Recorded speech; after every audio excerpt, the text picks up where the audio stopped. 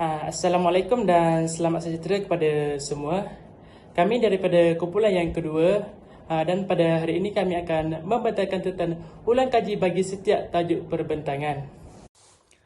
Sebelum kumpulan kami memulakan pembentangan pada hari ini, izinkan saya untuk memperkenalkan ahli kumpulan kami terlebih dahulu. Yang pertama terdiri pada saya sendiri iaitu Muhammad Al-Amin bin Muhammad Sukri bernombor matrik 157672 dan ahli kumpulan yang kedua ialah Nur Zulaika binti Muhammad Zapuan bernombor matrik 157119. Saya mulakan pembentangan pada hari ini dengan topik yang pertama sekali kita belajar iaitu perkembangan pendidikan dan kewujudan sekolah pelbagai aliran. Di sini kita boleh lihat bahawa perkembangan pendidikan ini berlaku pada 5 zaman. Yang pertama ialah zaman pra-merdeka, yang kedua zaman pasca-merdeka, yang ketiga ialah zaman dasar ekonomi baru, yang keempat ialah dasar pembangunan negara dan yang kelima ialah zaman dasar wawasan negara. Persoalan yang utama, apakah faktor yang telah mempengaruhi perkembangan bagi setiap zaman ini? Kita pergi kepada zaman yang pertama iaitu zaman pra-merdeka. Apakah faktor yang telah mempengaruhi perkembangan pada zaman pra-merdeka ini? Yang pertama sekali ialah penubuhan sekolah vernacular. British ini telah melaksanakan dasar tidak campur tangan dalam hal ehwal pentadbiran dan juga telah mengamalkan dasar pecah dan perintah. Disebabkan oleh ini, pelbagai sekolah vernacular telah muncul seperti sekolah vernacular Tamil, sekolah vernacular Cina, sekolah vernacular Melayu dan sekolah vernacular Inggeris. Faktor yang kedua ialah kewujudan enakmen pendaftaran British. British ini telah mewujudkan enakmen pendaftaran ini bagi mengawal setiap aktiviti-aktiviti yang dilakukan oleh setiap sekolah vernacular. Faktor yang ketiga ialah penubuhan sekolah Nippon Go. Seperti mana yang kita tahu, sebelum kita ni merdeka, kita ni telah dijajah oleh Jepun. Jepun ni telah mewujudkan sekolah Nippon Go bagi merealisasikan impian Jepun, iaitu adalah untuk membangunkan kemakmuran Asia Raya. Yang keempat ialah penubuhan jawatan kuasa. Antara jawatan kuasanya ialah laporan BAS, laporan Fenwu, ordinan pelajaran dan juga laporan razak. Seterusnya kita beralih kepada zaman yang kedua iaitu zaman pasca merdeka. Apakah faktor yang telah mempengaruhi perkembangan pada zaman pasca merdeka ini? Faktor yang pertama ialah disebabkan oleh penubuhan ordinan pelajaran 1957. Penubuhan ordinas pelajaran 1957 ini telah diadakan oleh kerajaan adalah bertujuan untuk mewujudkan perpaduan dalam kalangan penduduk tanah Melayu ketika itu. Faktor yang kedua ialah penubuhan jawatan kuasa Rahman Talib. Penubuhan jawatan kuasa Rahman Talib ini adalah untuk mengkaji semula perlakuan laporan razak. Faktor yang ketiga ialah dasar pendemokrasian pendidikan. Dasar ini adalah dilakukan supaya setiap individu ini diberikan peluang dan hak yang sama untuk mendapatkan pendidikan. Seterusnya kita beralih kepada zaman yang ketiga iaitu zaman dasar ekonomi baru. Antara faktor yang telah menyebabkan perkembangan pada zaman dasar ekonomi baru ini, yang pertama ialah penubuhan jawatan kuasa kabinet mengkaji dasar pelajaran. Penubuhan jawatan kuasa ini adalah untuk mengkaji keberkesanan sistem pelajaran yang sedia ada. Yang kedua ialah kewujudan kemudahan fizikal dan infrastruktur di luar bandar. Dengan adanya kemudahan seperti ini, ia dapat menyediakan peluang pendidikan yang sama rata kepada setiap orang. Yang ketiga ialah dengan kewujudan KBSR dan KBSM. Kewujudan KBSR dan KBSM ini adalah sebagai alat perpaduan bagi menyatukan setiap orang tidak kira dari kaum yang berlainan. Yang keempat ialah faktor pendidikan sains dan teknikal. Kewujudan pendidikan sains dan teknikal ini adalah bagi melahirkan tenaga kerja mahir yang pakar. Beralih kepada zaman yang keempat iaitu zaman dasar pembangunan negara. Antara faktor yang telah menyebabkan perkembangan pada zaman dasar pembangunan negara ini, yang pertama ialah pengubalan dan pindahan akta berkaitan dengan pendidikan. Hal ini dilakukan adalah untuk menyatukan kanak-kanak sekolah daripada pelbagai kaum. Yang kedua ialah penubuhan sekolah bestari. Penubuhan sekolah bestari ini adalah untuk merekakan semula institusi pendidikan serta pembelajaran secara menyeluruh. Yang ketiga ialah penaiktarafan kelayakan guru. Penaiktarafan ini dilakukan adalah untuk menggalakkan perkembangan sosial, ekonomi, politik dan kebudayaan. Yang keempat ialah penaiktarafan MPSI kepada UPSI iaitu Universiti Pendidikan Sultan Idris. Penaiktarafan ini dilakukan adalah untuk memajukan latihan guru serta memartabatkan bidang perguruan. Yang kelima ialah faktor penaiktarafan sekolah menengah vokasional kepada sekolah menengah teknik. Penaiktarafan ini dilakukan adalah untuk memperkembangkan bidang sains dan juga teknologi. Seterusnya kita beralih kepada zaman yang kelima, iaitu zaman dasar wawasan negara. Antara faktor yang telah menyebabkan perkembangan pada zaman dasar wawasan negara ini, yang pertama ialah kewujudan Akta Pendidikan 1996.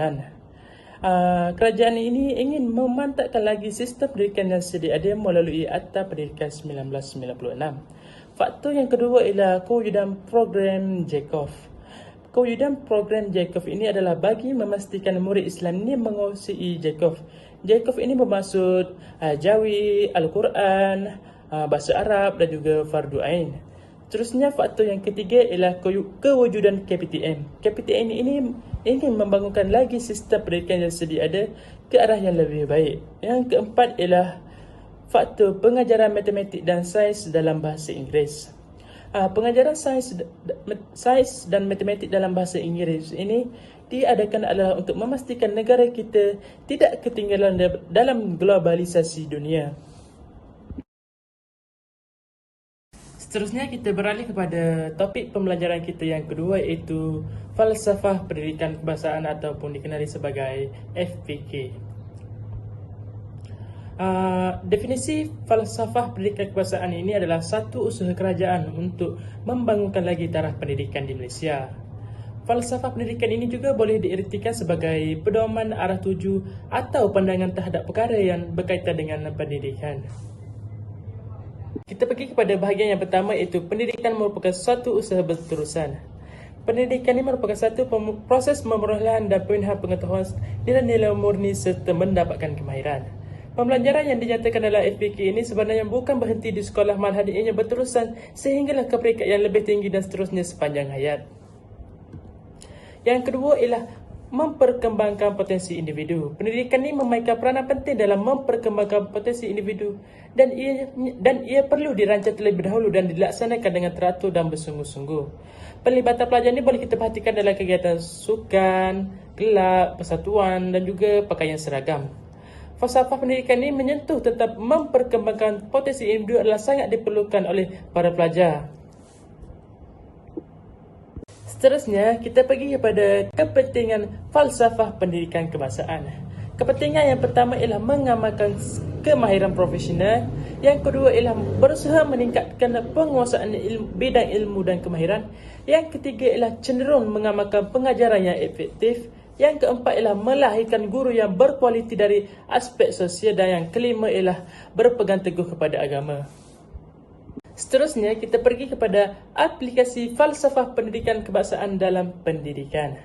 Antara aplikasi yang boleh kita katakan ialah yang pertama ialah prasarana yang berkualiti. Yang kedua ialah aplikasi teknologi yang canggih, iaitu penggunaan ICT. Dan yang ketiga ialah kurikulum yang bersesuaian dengan perkembangan terkini. Okey, kita pergi kepada topik pembelajaran kita yang ketiga, iaitu matlamat Kementerian Pendidikan dan juga dasar-dasar Malaysia. Seperti mana yang boleh kita lihat, di sini rancangan Malaysia ini bermula daripada rancangan Malaysia yang pertama, itu bermula dari tahun 1966 hinggalah rancangan Malaysia ke-10 yang berakhir pada tahun 2015. Setiap rancangan Malaysia ini mempunyai matlamatnya yang tersendiri. Bagi rancangan Malaysia yang pertama, matlamatnya adalah untuk memantapkan serta menaiktarafkan sistem pendidikan. Rancangan Malaysia yang kedua pula adalah menjadikan bahasa Melayu sebagai bahasa pengantar untuk mengeratkan perpaduan, menyediakan peluang pendidikan dan latihan serta menggiatkan penggunaan sains dan juga teknologi. Terusnya, bagi rancangan Malaysia yang ketiga adalah meningkatkan pemupukan perpaduan kebangsaan melalui penggunaan bahasa Melayu, menanamkan nilai kebangsaan melalui pendidikan dan juga menggiatkan penggunaan sains dan teknologi. Bagi rancangan Malaysia yang keempat pula, matlamatnya adalah menjadikan pendidikan sebagai alat pemupukan perpaduan di samping menggalakkan penyertaan semua kaum, tak kira kaum Melayu, India ataupun Cina. Bagi rancangan Malaysia yang kelima pula adalah untuk melahirkan individu yang berpengetahuan, terlatih serta mahir bagi memenuhi keperluan tenaga Malaysia. Terusnya adalah rancangan Malaysia yang keenam. Rancangan Malaysia ke-6 ini adalah untuk membasmi kemiskinan dan juga penyusunan semula masyarakat. Terusnya, ianya juga bagi meningkatkan mutu pendidikan dan latihan bagi membentuk tenaga kerja dengan kebolehan teknik yang pelbagai. Rancangan Malaysia ke-6 ini juga menekankan untuk melahirkan warga negara yang bertanggungjawab. Seterusnya ialah rancangan Malaysia yang ketujuh, itu matlamatnya adalah untuk memperkukuhkan serta memperbaiki sistem pendidikan dan latihan. Rancangan Malaysia ketujuh ini turut menekankan kualiti dan kuantiti keluaran bagi memenuhi keperluan tenaga Malaysia serta meningkatkan peluang pendidikan di kawasan luar bandar dan terpencil. Bagi rancangan Malaysia yang ke-8 pula adalah untuk membangunkan sistem pendidikan dan latihan yang cekap serta responsif. Seterusnya, pengajaran mengenai nilai-nilai etika dan moral melalui kurikulum dan latihan guru.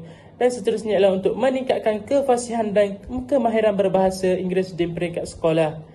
Bagi rancangan Malaysia yang ke-9 pula ialah meningkatkan pembangunan modal insan demi memacu transformasi negara ke arah ekonomi berasaskan pengetahuan. Seterusnya ialah penekanan program serta projek bagi menambah baik sistem pendidikan serta meningkatkan inovasi dan memastikan pembangunan modal insan yang menyeluruh. Akhir sekali kita pergi kepada matlamat rancangan Malaysia yang ke-10, iaitu untuk memperkukuhkan sistem pendidikan dan latihan bermula daripada pendidikan awal kanak-kanak itu tadika sehinggalah peringkat pengajian tinggi. Seterusnya ialah menyediakan infrastruktur pengajaran dan pembelajaran yang terbaik. Dan yang ketiga ialah memastikan kualiti guru dan tenaga pengajar ini mencapai tahap yang sewajarnya. Seterusnya kita beralih kepada pelan pembangunan pendidikan Malaysia. Seperti yang mana anda boleh lihat, terdapat tiga gelombang, iaitu tiga gelombang bermula dari gelombang pertama, kedua dan ketiga. Saya akan mulakan dengan gelombang yang pertama, itu pada tahun 2013 hinggalah 2015. Penekanan gelombang pertama ini adalah untuk mengubah sistem dengan menyokong guru dan memberikan tumpuan kepada kemahiran utama. Gelombang pertama ini juga antara langkah-langkah yang telah dilaksanakan adalah dengan meningkatkan standard pengajaran melalui bimbingan guru secara khusus, mereka bentuk semula soalan peperiksaan, mengukuhkan kualiti pendidikan STEM, mengukuhkan penguasaan kemahiran berbahasa Inggeris, melaksanakan One Best Net, serta merombak IPG dan latihan praperkhidmatan dan meningkatkan standard kemasukan bagi guru baru. Seterusnya ialah gelombang kedua yang berlaku pada 2016 hinggalah 2020. Gelombang kedua ini lebih menekankan kepada pemacuan peningkatan sistem. Antara langkah yang telah dilaksanakan, yang pertama ialah melaksanakan kurikulum standard sekolah menengah KSSM dan juga kurikulum standard sekolah KSSR. Yang kedua ialah meningkatkan bimbingan dan sokongan guru kepada guru bagi penambahbaikan penyampaian pengetahuan, kemahiran dan nilai merentasi semua aspek, tidak kira kurikulum ataupun aspek akademik. Yang seterusnya ialah memperluas pilihan pendidikan vokasional. Perluasan pilihan pendidikan vokasional ini dilakukan adalah untuk membekalkan pendidikan vokasional swasta, tidak kira swasta ataupun kerajaan, untuk meningkatkan kemahiran serta tenaga pakar. Akhir sekali kita beralih kepada gelombang yang ketiga, itu yang mana berlaku sekarang, itu pada tahun 2021 hinggalah tahun 2025. Penekanan gelombang ketiga ini adalah kepada pengajakan ke arah kecemerlangan melalui peningkatan keluasan operasi. Antara langkah yang dilaksanakan adalah dengan melaksanakan program dan inovasi ICT bagi kumpulan berkeperluan khusus di seluruh negara untuk meningkatkan standard pembelajaran secara berterusan. Yang kedua ialah memupuk budaya kecemerlangan profesional keteladanan rakan setugas, iaitu guru dan pemimpin sekolah ni saling membimbing, berkongsi serta memastikan rakan setugas ni mempunyai tanggungjawab bagi memenuhi standard profesional. Yang ketiga ialah mempertingkatkan pengurusan berasaskan sekolah dan autonomi dari segi pelaksanaan kurikulum dan pengurusan kewangan. Ianya bagi kebanyakan sekolah yang layak sekiranya tidak kepada semua sekolah. Dan yang keempat ialah memperkasakan kementerian dan menginstitusikan transformasi melalui pengukuhan kemajuan kerjaya pegawai kementerian. Seterusnya, kita akan masuk kepada topik keempat pembelajaran kita, iaitu guru dan alam pendidikan. Pertama sekali, apakah yang dimaksudkan dengan pembangunan profesionalisme guru?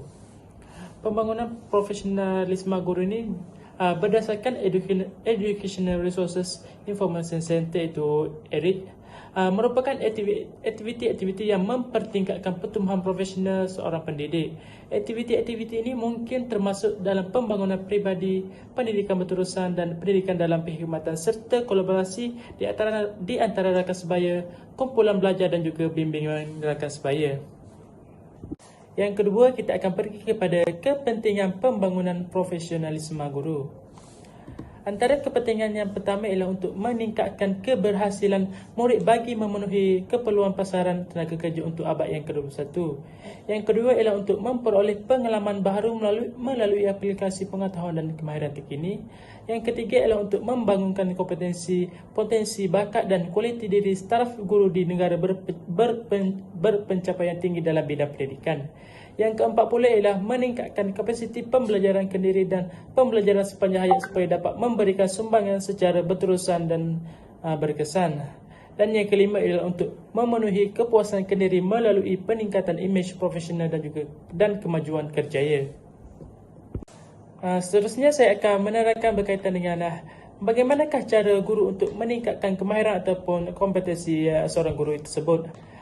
Antara kemahiran yang pertama ialah kemahiran belajar. Setiap guru ini hendaklah mempunyai kebolehan menerima isyarat dengan tepat, memproses maklumat yang diterima, menyimpan dalam stok ingatan dan mengaplikasikannya untuk menyelesaikan masalah.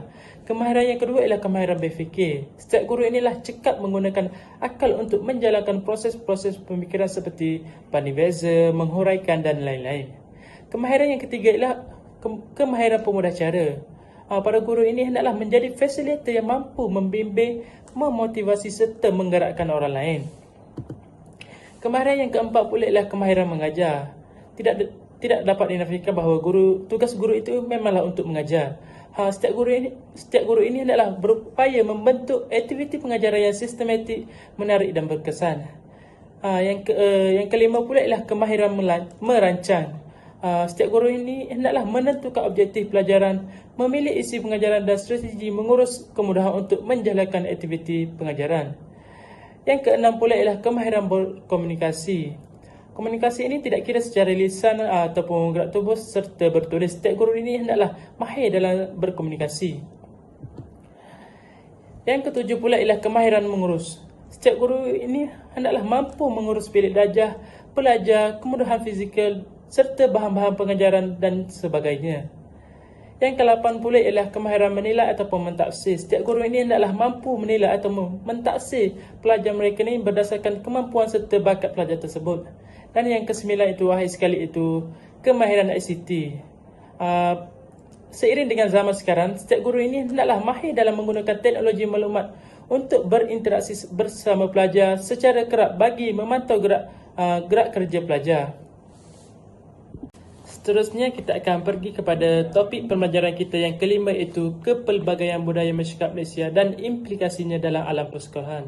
Pertama sekali kita kena tahu apakah yang dimaksudkan dengan pembelajaran abad yang ke-21 ataupun lebih dikenali sebagai PAK21.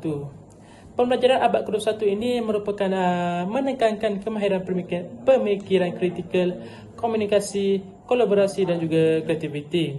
Melalui Pelan Pembangunan Pendidikan Malaysia 2013, anjakan ketiga, murid hari ini akan mewarisi dunia yang penuh dengan ancaman hebat, daripada kemusnahan alam sekitar hinggalah kepada konflik bersenjata. Para pelajar ini haruslah mengharungi pelbagai cabaran untuk merealisasikan plan ini dengan memiliki sifat kepimpinan yang tinggi serta mempunyai nilai-nilai murni. Seterusnya kita pergi kepada konsep kepelbagaian budaya. Kepelbagaian budaya ini adalah berkaitan dengan kepercayaan, pengakuan dan pengiktirafan terhadap keanekaragaman dan unsur kepelbagaian budaya dan etnik yang mempengaruhi gaya hidup, pengalaman sosial dan identiti peribadi sesuatu bangsa. Penekanan konsep kepelbagaian budaya dalam PAKA 21 ini adalah untuk memupuk etika dan kerohanian dalam diri setiap murid bagi mendepan cabaran yang akan ditempuhi. Selesai sahaja konsep kepelbagaian budaya, kita akan pergi kepada cabaran pembelajaran abad ke-21 dalam kepelbagaian budaya. Cabaran yang pertama ialah isu Islamofobia dan prasangka terhadap orang Islam dalam kalangan orang muka Islam. Cabaran yang kedua ialah hubungan yang renggang antara murid Islam dan muka Islam. Cabaran yang ketiga pula ialah budaya generasi abad ke-21 ini mengakses dan melayari media baru yang semakin berkembang setiap masa. Cabaran yang keempat pula ialah cabaran dalam menghubungkan jurang persepsi dan ilmu antara guru dan pelajar dalam pengajaran dan pembelajaran. Akhir sekali bagi topik ini ialah bagi bahagian harapan pembelajaran abad ke-21 dalam kepelbagaian budaya. Harapan yang pertama ialah pencapaian kedamaian dan kemakmuran serta hidup bersama. Yang kedua ini ialah sejajar dengan aspirasi murid untuk membina identiti nasional. Yang ketiga ini adalah supaya dapat memupuk perpaduan dalam kalangan rakyat dan pelajar tidak kira dari pelbagai kaum. Seterusnya beralih kepada topik pembelajaran yang keenam, itu sekolah sebagai satu organisasi sosial. Sebelum itu, saya ingin menyatakan definisi sekolah terlebih dahulu. Sekolah ini dapat ditakrifkan sebagai tempat untuk belajar dan mengajar mengikut kamus dewan. Umum mengetahui bahawa sekolah ini merupakan tempat mendapatkan ilmu secara formal. Sekolah ini juga dianggap sebagai pusat menimba ilmu secara khusus kepada kanak-kanak bermula dari peringkat prasekolah itu tadika, sekolah rendah dan akhirnya peringkat sekolah menengah. Sekolah juga dilengkapi dengan pelbagai kemudahan dan mempunyai tenaga pengajar itu guru dalam mencapai ilmu kepada para pelajar. Bagi definisi organisasi pula, menurut Zainal Arifin dalam bukunya itu Perlakuan Organisasi, organisasi inilah satu kumpulan manusia yang bekerja secara bersama untuk mencapai satu matlamat umum. Manakala definisi sosial pula dapat ditafsirkan sebagai keadaan di mana proses berinteraksi secara langsung ataupun tidak langsung antara seorang individu dengan individu yang lain. Setelah itu, kita akan beralih kepada unsur-unsur yang perlu ada dalam sesebuah organisasi sosial. Unsur yang pertama ialah mempunyai tujuan yang sama. Sesebuah organisasi ini hendaklah ditubuhkan untuk mencapai satu tujuan yang sama. Tujuan atau sasaran yang sama ini akan menjadi arah tuju perjalanan bagi sesebuah organisasi. Unsur yang kedua ialah memerlukan komunikasi yang berkesan. Perlulah berlaku interaksi antara guru serta guru lain. Interaksi antara guru dan murid juga hendaklah saling berlaku. Seterusnya dapat membentuk hubungan sosial di antara para kalangan guru serta para murid. Unsur yang ketiga ialah mempunyai hierarki pentadbiran. Hierarki pentadbiran ini merupakan satu struktur susunan jawatan atau kuasa ahli dalam sesebuah organisasi. Tujuan hierarki ini adalah bertujuan untuk memastikan sistem pengurusan organisasi ini berjalan dengan lancar. Unsur yang keempat ialah mempunyai budaya dan persekitaran yang sendiri. Bagi aspek fizikal seperti prasarana yang mencukupi, persekitaran yang kondisi, manakala bagi aspek sosial pula ialah interaksi antara para guru dan juga para pelajar. Contoh seperti aktiviti kurikulum ini mampu membangkitkan semangat kekitaan antara para pelajar dan juga para guru. Unsur yang kelima pula ialah mempunyai peraturan dan tata tertib. Peraturan ialah undang-undang yang mengatur perilaku ahli dan menjadi panduan bagi setiap organisasi. Bagi sesiapa yang melakukan kesalahan akan dikenakan hukuman yang setimpal. Yang keenam pula ialah mempunyai koordinasi tugas. Setiap ahli dalam organisasi ini mempunyai peranan dan tugas mereka yang masing-masing dalam mencapai matlamat organisasi. Koordinasi tugas ini juga bertujuan untuk menentukan tanggungjawab bagi setiap pihak. Khususnya ialah dapat mengelakkan pertindahan kerja atau isu lepas tangan. Saya rasa itu sahaja pembentangan daripada pihak saya. Seterusnya saya menyerahkan pembentangan ini kepada saudari Nur Zulaika binti Muhammad Zapuan. Dipersilakan. Assalamualaikum dan selamat pagi. Saya Nur Zulaika binti Muhammad Zapuan. Hari ini saya akan mengulang kaji topik-topik yang telah dibentangkan oleh rakan-rakan saya sebelumnya. Saya akan mengulang kaji topik keciciran hinggalah ke topik pembincangan isu pendidikan di Malaysia. Pertama sekali saya akan mengulang kaji topik keciciran. Sebelum tu saya akan memberi definisi keciciran menurut laporan Murad 1972. Keciciran merujuk kepada murid yang berhenti sekolah sebelum tamat tempoh pengajiannya, sama ada di peringkat sekolah rendah atau sekolah menengah. Keciciran dapat dibahagikan kepada dua, iaitu keciciran terpaksa dan keciciran sengaja. Seterusnya kita lihat sejauh manakah isu keciciran di Malaysia. Yang pertama, keciciran murid sewaktu era pandemik COVID-19. Seramai 21,316 pelajar yang telah berhenti belajar dalam tempoh era pandemik COVID-19 ini. Kedua, kita lihat keciciran dalam kalangan orang asli. Mengikut perangkaan, terdapat lebih kurang 80% kanak-kanak orang asli yang tidak pernah menamatkan persekolahan di peringkat sekolah menengah. Seterusnya kita lihat keciciran akibat teknologi. Data kajian KPM menunjukkan bahawa seramai 1.85 juta murid yang tidak mempunyai alat peranti untuk meneruskan pembelajaran secara atas talian. Manakala dalam kalangan murid yang mempunyai alat peranti namun harus terpaksa berkongsi dengan ahli keluarga yang lain atau menggunakan alat peranti ibu bapa mereka. Seterusnya kita lihat inisiatif yang telah dilaksanakan oleh Kementerian Pendidikan Malaysia bagi mengatasi isu keciciran di Malaysia. Pertama sekali, Kementerian Pendidikan Malaysia telah mewujudkan satu program sekolah modal khas kompetensif 9 atau juga dikenali sebagai K9 bagi menyediakan peluang dan akses pendidikan yang lebih terancang kepada orang asli. Seterusnya, Kementerian Pendidikan Malaysia juga menambah baik kemudahan asas kepada pelajar agar memberi keselesaan untuk para pelajar menerima ilmu. Akhir sekali, kita lihat kesan keciciran terhadap sistem pendidikan. Yang pertama, tidak dapat meningkatkan kualiti sumber daya manusia. Kedua, kegagalan untuk murid menguasai kemahiran 3M, iaitu membaca, menulis dan mengira. Ketiga, sistem pendidikan tidak dapat dimajukan. Dan yang terakhir ialah prestasi akademik terjejas. Seterusnya kita pergi ke topik pendidikan swasta. Pendidikan swasta merujuk kepada pendidikan yang disediakan kepada pelajar oleh institusi pendidikan swasta. Institusi pendidikan swasta adalah institusi bukan kerajaan dan dibiayai sepenuhnya oleh sektor swasta. Kategori pendidikan swasta dapat dibahagikan kepada dua, iaitu institusi pendidikan swasta IPS dan institusi pendidikan tinggi swasta IPTS. Faktor-faktor perkembangan mendadak pendidikan tinggi swasta di Malaysia adalah disebabkan oleh pendemokrasian pendidikan menengah.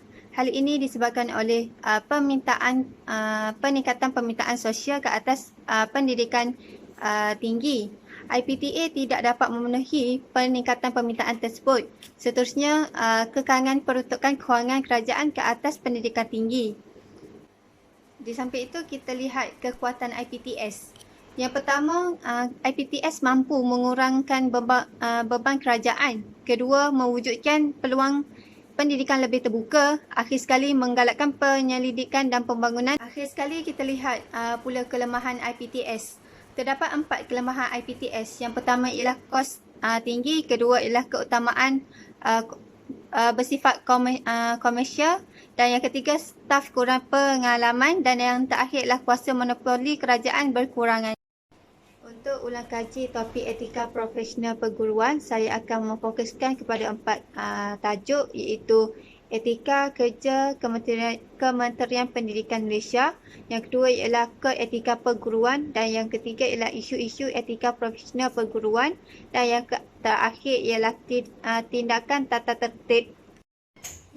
Saya akan memberi ringkasan tentang etika kerja Kementerian Pelajaran Malaysia. Setiap guru perlulah mempunyai elemen amanah, benar, bijaksana, bersyukur, dedikasi, ikhlas dan penyayang. Seterusnya untuk kod etika pengguruan, setiap guru itu perlu mempunyai 4, iaitu tanggungjawab terhadap pelajar atau murid, seperti contoh menjaga kebajikan dan keselamatan murid. Yang kedua ialah tanggungjawab terhadap ibu bapa. Sebagai contoh, menghormati tanggungjawab utama ibu bapa terhadap anak-anak mereka. Yang ketiga ialah tanggungjawab terhadap masyarakat dan negara. Sebagai contoh, mengelakkan diri daripada penyebaran sesuatu ajaran yang boleh merosakkan kepentingan murid dan masyarakat. Seterusnya, iaitu yang keempat ialah tanggungjawab terhadap rakan sejawat dan profesional perguruan. Sebagai contoh, sentiasa bersedia membantu rakan sejawat kami, dan juga sentiasa mengawal diri kami supaya tidak mencemarkan nama baik profesional perguruan. Seterusnya kita lihat isu-isu etika profesional perguruan. Baru-baru ini kita dikabarkan dengan satu isu yang menggemparkan, iaitu guru tapar pelajar JPM Kedah tunggu siasatan polis. Hal ini berlaku pada 19 Februari 2020. Yang terakhir, kita lihat tindakan tata tertib yang diambil kepada guru-guru yang melakukan kesalahan. Yang pertama ialah amaran, yang kedua ialah denda, ketiga buang kerja, yang keempat turunkan pangkat, yang kelima tangguh penggerakan gaji, yang keenam ialah luncuk hak emolumen. Untuk tajuk ini, saya hanya fokus kepada beberapa bahagian sahaja. Yang pertama, saya akan fokus adalah pembangunan sumber manusia. Pembangunan sumber manusia adalah satu cara perkembangan modal insan dalam sebuah organisasi. Yang kedua, saya akan fokus pada ICT dan dasar pembangunan negara. Dalam rancangan Malaysia ke-8, usaha ke arah memperhebatkan lagi dasar pembangunan dan memajukan ICT diberikan keutamaan bagi mencapai matlamat berikut, iaitu menjadikan Malaysia sebagai pusat ICT dan multimedia.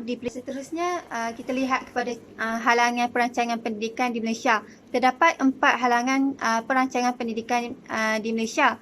Yang pertama ialah kos pendidikan yang tinggi menjadikan beban kepada sumber kewangan negara. Kedua ialah warisan dasar peluncuran penjajahan yang bersifat tidak adil. Yang ketiga ialah pengumpulan perangkaan statik yang tidak lengkap. Dan yang terakhir ialah sikap masyarakat yang kurang positif terhadap pembaharuan dalam pendidikan. Seterusnya, kita lihat peranan ICT dalam bidang pendidikan. Yang pertama ialah mewujudkan suasana pembelajaran yang menyeronokkan dan mencabar kepada pelajar. Yang kedua ialah membolehkan guru mengakses maklumat yang sukar dicari. Yang terakhir ialah meningkatkan daya kreativiti dan imajinasi guru dan para pelajar. Akhir sekali, terdapat 3 cabaran penggunaan ICT dalam pendidikan. Yang pertama ialah sikap negatif guru yang tidak boleh menerima pembaharuan dalam kaedah pembelajaran. Yang kedua ialah kekurangan kemahiran ICT. Dan yang terakhir ialah sumber kewangan tidak mencukupi untuk membeli peralatan ICT.